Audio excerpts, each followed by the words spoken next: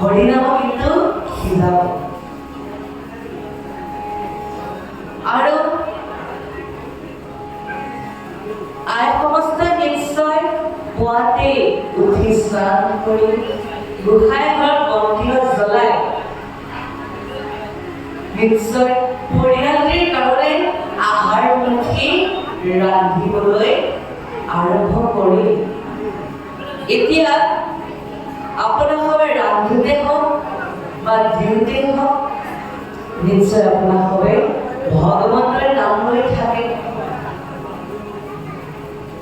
এতিয়া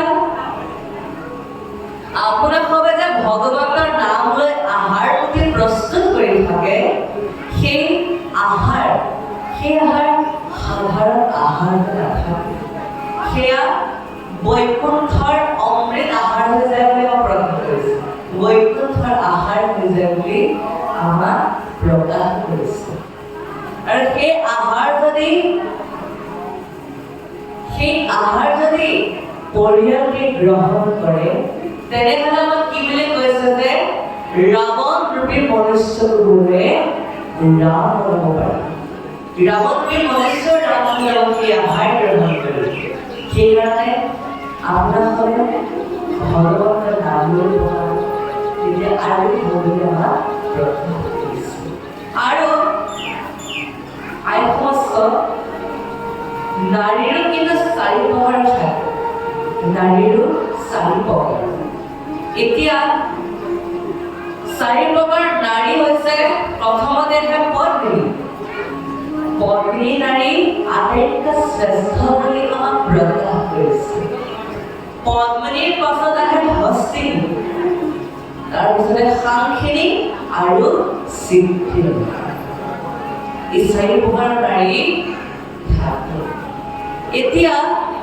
আমি সবে 4 প্ৰকাৰ নাৰী সংখ্যাত প্ৰকাশ কৰিবলৈ গ'লে পদ্মিনী নাৰীয়ে 100ৰ ভিতৰত 100 পায় এতিয়া হস্তিনী নাৰীয়ে 100ৰ ভিতৰত 80 মান পায় তাৰ পাছতে সাংখিনী নাৰীয়ে 100ৰ ভিতৰত প্ৰায়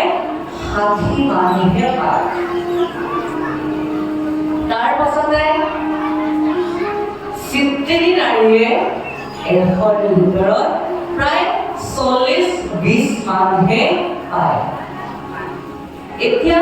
4 প্ৰকাৰ নাৰীৰ ভিতৰত 100ৰ ভিতৰত 100 কোনে পাইছে পদ্মিনী নাৰী এতিয়া আজি বৈকুণ্ঠপুৰীত উপস্থিত থকা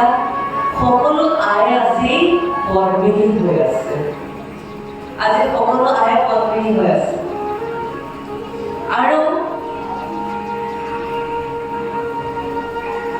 পদ্মিনী নাৰী এগৰাকী নাৰী যি নাৰী সকলোৰে পদ্মিনী ৰূপে চিনি পায়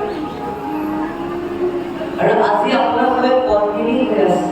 কাৰণ আপোনালোকে যে ইমান সুন্দৰভাৱে ভাগৱত শ্ৰৱণ কৰি আছে সঁচাকৈ আপোনালোকে আজি পদ্মিনী হৈ আছে সেইকাৰণে এই সুযোগত মই পদ্মিনী আই সমস্তলৈ সেৱা জনাইছোঁ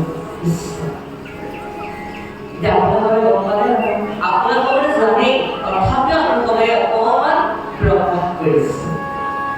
এতিয়া 4 প্ৰকাৰ নাৰী এই পৃথিৱীত থাকে আৰু আমি পিছৰ পদত প্ৰকাশ কৰিম নৱপ্ৰজন্ম সকলোৰে কাৰণে যে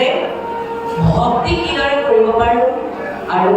ভগৱতৰ অৰ্থ কি সেইখিনি কথা মই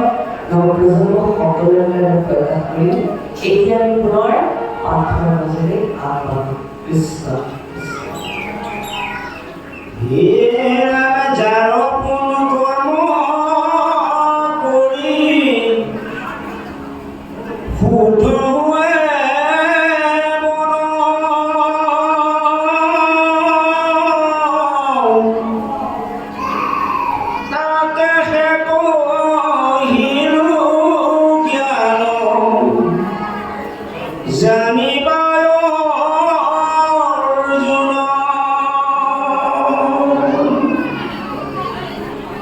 কৰ্ম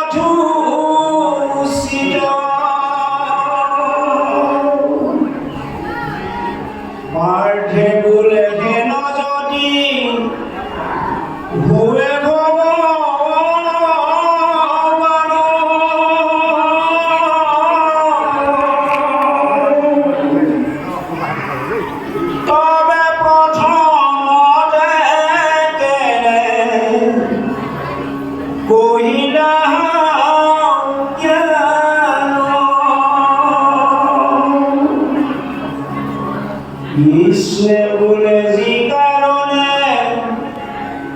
কমু হেতু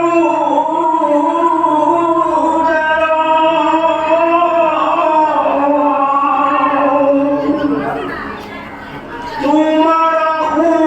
কৰা দেখো নাহি